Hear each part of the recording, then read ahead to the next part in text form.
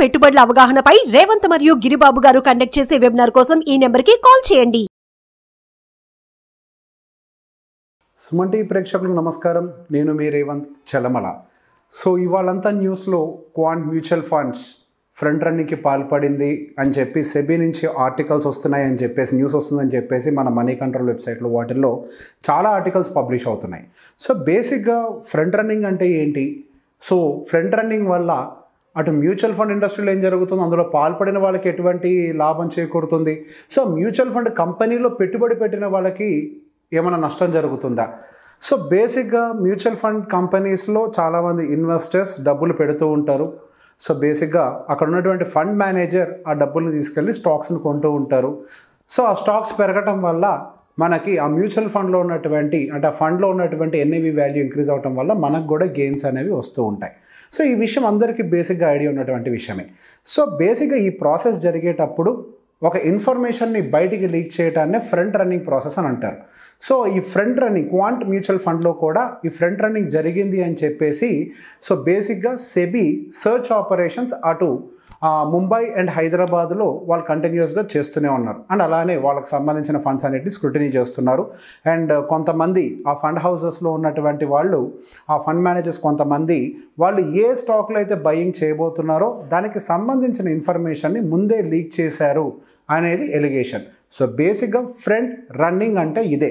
వాళ్ళు ఒక స్టెప్ తీసుకునే ముందు ఆ ఇన్ఫర్మేషన్ని బయటికి లీక్ చేయటమే మనం ఫ్రంట్ రన్నింగ్గా చూస్తూ ఉంటాం.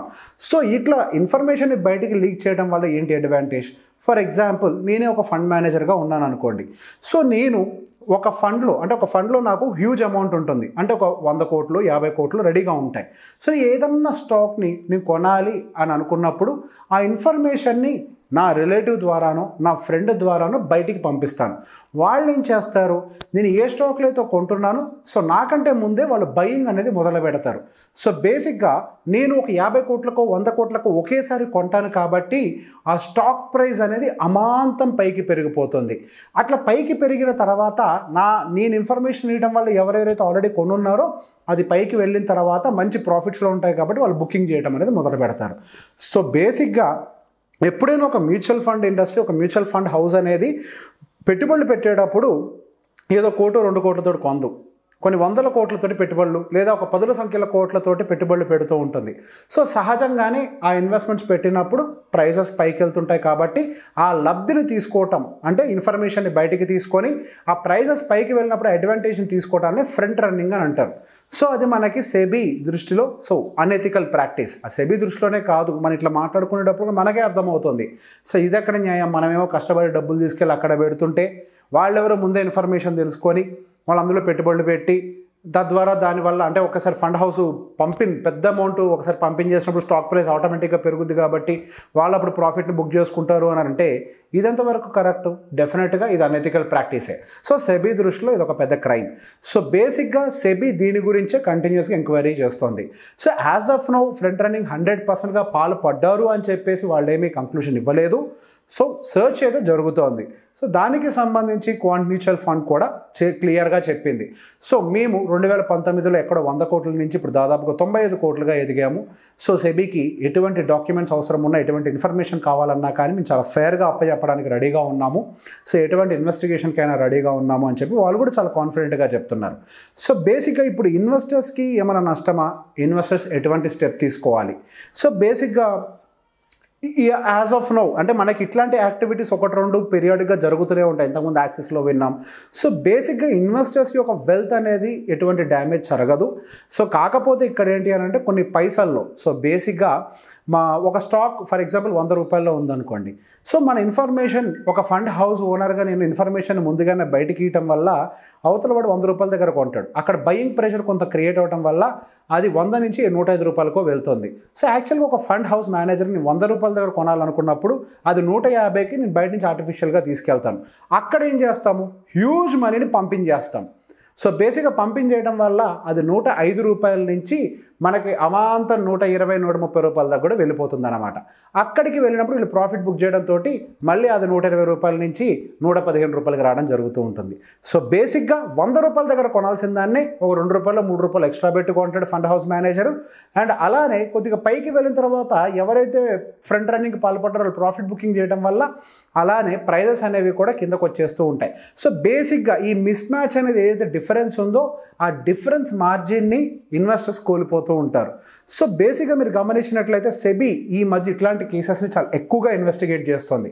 సో ఎవరైనా ఫ్రంట్ రన్నింగ్కి పాల్పడ్డా సెబీ అయితే ఊరుకోవట్లేదు, ఇమీడియట్గా వాళ్ళ మీద యాక్షన్ తీసుకుంటుంది. అండ్ వాళ్ళ మీద అంటే వాళ్ళని పెనలైజ్ చేస్తుంది, అంటే వాళ్ళకి హ్యూజ్ అమౌంట్స్లో ఫైన్స్ వేస్తుంది. అండ్ అది ఒక పెద్ద పనిషబుల్ అఫెన్స్. సో బేసిక్గా ఎవరైతే ఇందులో పాల్పడతారో వాళ్ళని సెక్యూరిటీస్ అండ్ మార్కెట్స్ నుంచి బ్యాన్ కూడా చేయడం జరుగుతుంది. సో యాజ్ ఆఫ్ నౌ మనకి సెబీ అయితే ఇన్వెస్టిగేషన్ చేస్తుంది. సో క్వాంట్ మ్యూచువల్ ఫండ్ ఇప్పటి వరకు అయితే పాల్పడ్డది అని కంప్లీట్గా అయితే ఇప్పుడు నేను వీడియో చెప్పే టైంకి అయితే 100% న్యూస్ అయితే కాదు, ఇన్వెస్టిగేషన్ మాత్రమే చేస్తోంది. సో బేసిక్గా కంగారు పడాల్సిన అవసరం లేదు.